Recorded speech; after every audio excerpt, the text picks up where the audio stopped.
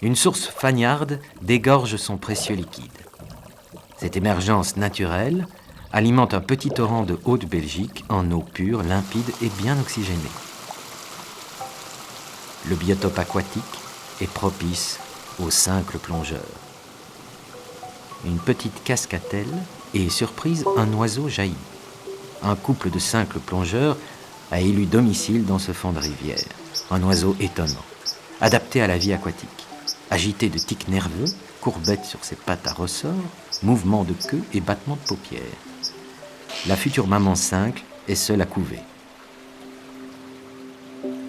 La couvée durera de 15 à 18 jours.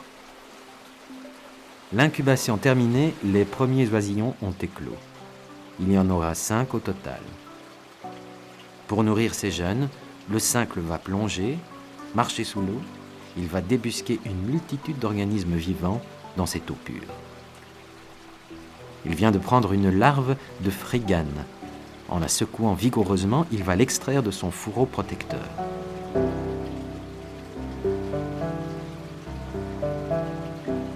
On aperçoit ici dans le bec du mâle une grande variété d'insectes et de larves aquatiques destinées aux petits. L'alimentation des jeunes va nous montrer un balai incessant, vol, marche, plongée et capture d'une multitude d'invertébrés aquatiques. Après le festin, la maman cincle fait le ménage du nid. Le nid est volumineux. Il est constitué principalement de mousse, placée dans une cavité, un vieux mur, un pont ou encore des racines, et est toujours à proximité de l'eau. Il reste toujours propre et sec.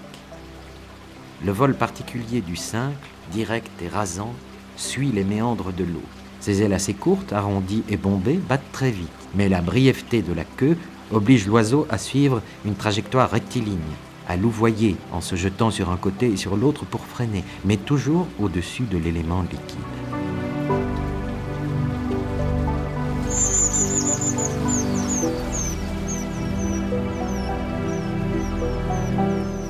Les jeunes ont vite compris qu'il fallait garder un nid propre et remettre à la rivière ce qu'elle leur avait donné.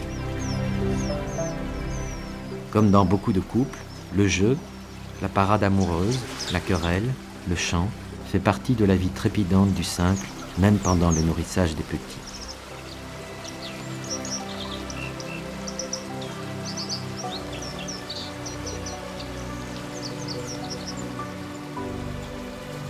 Le cincle remonte ou descend la rivière, en vol, dans l'eau ou sur la berge, mais toujours à proximité de ce précieux liquide, l'eau.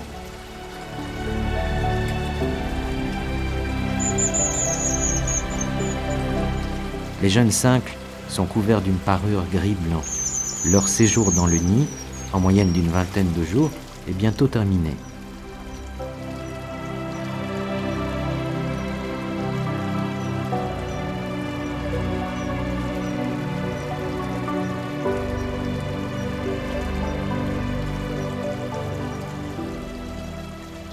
La composition des dernières phases d'alimentation fournies par les parents peut comporter des petits poissons, des chabots.